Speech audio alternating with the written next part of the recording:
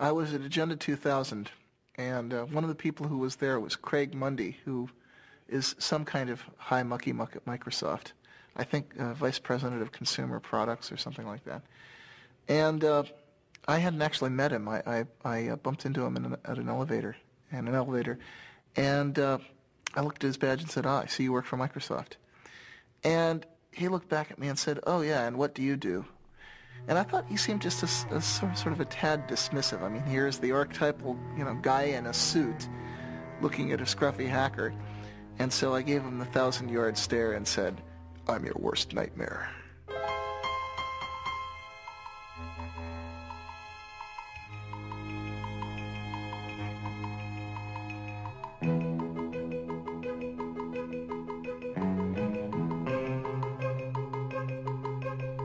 For most of its short but colorful history, the computer industry has been dominated by the Windows operating system. But that could soon change, as Windows faces a strong challenge from Linux.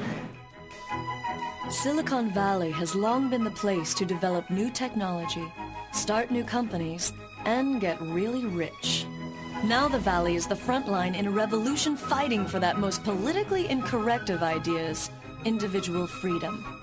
Day and night, a loose confederation of hackers and programmers zaps bits and pieces of computer code around the world as it builds the tools to set computer users free. Using open information and the free exchange of technology to achieve its goals, this revolution began in the 1980s with the free software movement and the GNU project, and now is most commonly associated with Linux and the open source movement. We do have one sector that is taking off today. It is the Linux-related sector. And I thought this might be a good opportunity to say, what is Linux? And I'll answer this question for you. Many of you probably already know, but there are 12 million users out there. A computer operating system developed by hundreds of programmers collaborating on the internet, a challenge to Microsoft Windows NT, very popular for its speed, and so this is what the craze is about. To kind of explain what Linux is, you have to explain what an operating system is. And the thing about an operating system is that you're never ever supposed to see it, because nobody really uses an operating system. People use programs on their computer. And the only mission in life of an operating system is to help those programs run. So an operating system never does anything on its own. It's only waiting for the programs to ask for certain resources or ask for a certain file on the disk, or ask for the programs to connect them to the outside world. And then the operating system steps in and tries to make it easy for people to write programs. Open source is a way for people to collaborate on software without being encumbered by all of the problems of intellectual property, having to negotiate contracts every time you buy a piece of software, have a lot of lawyers involved. In general, we just want to get the software to work, and we want to be able to have people contribute fixes to that, etc. So we sort of sacrifice some of the intellectual property rights and just let the whole world use the software. Before there could be Linux, there was Richard Stallman and the free software movement. I mean, think of Richard Stallman as the great philosopher, right? And think of me as the engineer.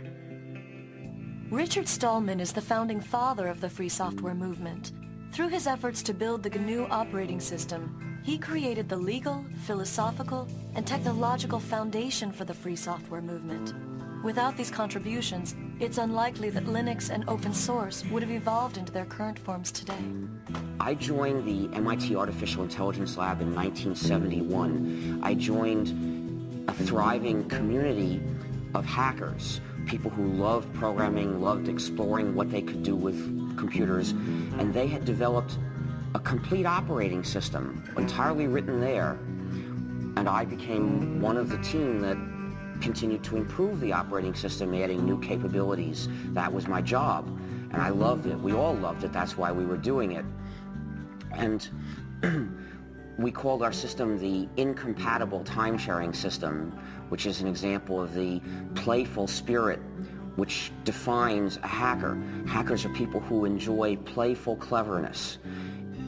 Well, it first started going wrong as the outside world started pressuring us to have passwords. We didn't have any passwords on our computer. And the reason was that the hackers who'd originally designed the system realized that passwords were a way that the administrators could control all the users. And they didn't want to build tools, locks and keys for the administrators to control them. So they just didn't do it. They left that out. And we had the philosophy that whoever's sitting at the computer should be able to do whatever he wants, and somebody else who was there yesterday shouldn't be controlling what you do today. When they put passwords onto one of the machines at MIT, I and a bunch of other hackers didn't like it. I decided to try a subversive sort of hack. I figured out how to decode the passwords, so by looking at the database of encoded passwords, I could figure out what each person would actually type to log in. And so I sent messages to people saying, hello, I see that you've chosen the password mumble, or whatever it was. How about if you do as I do? Just type enter for your password. It's much shorter, much easier to type. And, of course, with this message, I was implicitly telling them that the security was really just a joke anyway. But in addition, I was letting them in on this hack. And eventually, a fifth of all the users on that computer joined me in using just enter as their passwords. Where did the ideas that led to what is now called open source, how did that begin? Who began that? Well, it actually began with the start of computers, because at that time, software was just passed around between people. And I think it was only like in the late 70s, early 80s, that people started really closing up their software and saying, no, you can never get a look at the source code. You can't change this software, even if it's necessary for you to fix it for your own application. And you can actually blame some of that on Microsoft. They were one of the real pioneers of the proprietary software model. In the mid-1970s, a group of hackers and computer hobbyists in Silicon Valley formed the Homebrew Computer Club. In the club's January 31st, 1976 newsletter, Bill Gates of the recently formed Microsoft wrote an open letter to the community where he made a point-by-point argument for the relatively new concept of proprietary software. Up to that point, the practice of computer users had been to freely pass around software with not much thought given to its ownership. Known as an open letter to hobbyists, Bill Gates writes, "To me, the most critical thing in the hobby market right now is the lack of good software courses, books, and software itself. Without good software and an owner who understands programming, a hobby computer is wasted. Will quality software be written for the hobby market?" Gates goes on to write, "The feedback we have gotten from the hundreds of people who say they are using BASIC has all been positive. Two surprising things are apparent, however. One, most of these users never bought BASIC, and two, the amount of royalties we have received from sales to hobbyists makes the time spent on Altair BASIC worth less than $2 an hour. Why is this? As the majority of hobbyists must be aware, most of you steal your software. Hardware must be paid for, but software is something to share. Who cares if the people who worked on it get paid? Is this fair? One thing you don't do by stealing software is get back at MITS for some problem you may have had. MITS doesn't make money selling software. One thing you do is prevent good software from being written. Who can afford to do professional work for nothing? What hobbyist can put 3-man years into programming, finding all bugs, documenting his product, and distribute it for free? The fact is, no one besides us has invested a lot of money in hobby software. What about the guys who resell Altair BASIC? Aren't they making money on hobby software?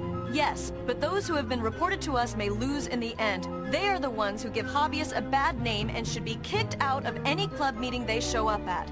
I would appreciate letters from anyone who wants to pay up or has a suggestion or comment. Signed, Bill Gates, General Partner, Microsoft." In the late 70s and early 1980s, Richard Stallman was doing artificial intelligence research and coding at the MIT Artificial Intelligence Lab. Richard had a number of negative experiences during that period which soured him on the whole idea of commercial software. Such as? Some code that he wanted to work on and wanted to fix was locked up, and he couldn't get the company that owned the code to let him fix it, even though it would have been to their advantage to do so. And that put me into a moral dilemma, you see, because to get one of the modern computers of the day, which was the early 80s, you would have to get a proprietary operating system. The developers of those systems didn't share with other people. Instead, they tried to control the users, dominate the users, restrict them, saying, if to get this system, you have to sign a promise you won't share with anybody else. And to me, that was essentially a promise to be a bad person, to betray the rest of the world, cut myself off from society, from the cooperating community. And I had already experienced what happened when other people did that to us, when they refused to share with us because they had signed these contracts, and it hurt the whole lab, kept us from doing useful things before. So I just wasn't going to do that. I felt, this is wrong. I am not going to live this way. And from experiences like this, he developed a profound hostility to the idea of intellectual property in software. He eventually acted this out by founding the Free Software Foundation. So I looked for another alternative, and I realized I was an operating system developer. If I were to develop another operating system, and then as the author encourage everyone to share it, say, everyone, you come and get it, use this, form a new community, not only could I give myself a way to keep using computers without betraying other people, but I'd give it to everybody else too. Everybody would have a way out of that moral dilemma. And so I realized this was what I had to do with my life. I actually began the project in January of 1984. That's when I resigned from my job at MIT to start developing the GNU operating system. Now I should explain that the name GNU is a hack, because it's a recursive acronym. It stands for GNU's not Unix. You see, so the G in GNU stands for GNU.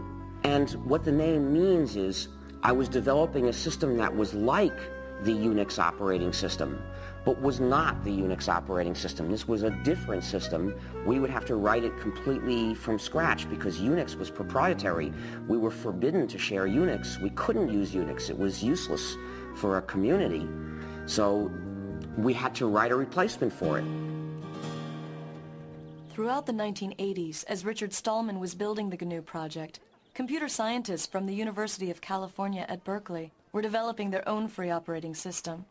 Known as Berkeley Unix, or BSD, it was based upon the Unix kernel which had been licensed from AT&T.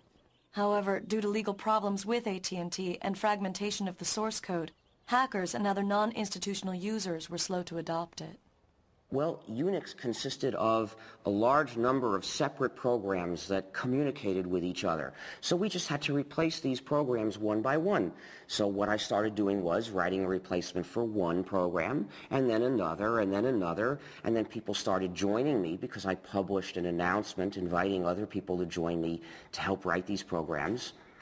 And by around 1991, we had replaced practically all of them. What were some of the programs that you... Well, we had to have a complete system, you need to have a kernel, which is the program that allocates resources to all the other programs. You need a compiler, which translates a program from readable source code that programmers can understand into numbers, mysterious numbers that the computer can actually run. You need other programs that go with the compiler to help do this job. You need a debugger. You need a text editor. You need text formatter. You need mailers. You need lots and lots of things. There are hundreds of programs in a Unix-like operating system. I saw Stallman's announcement. Actually, I met him in February of 1987. He came to give a 5-day tutorial on Emacs at our company.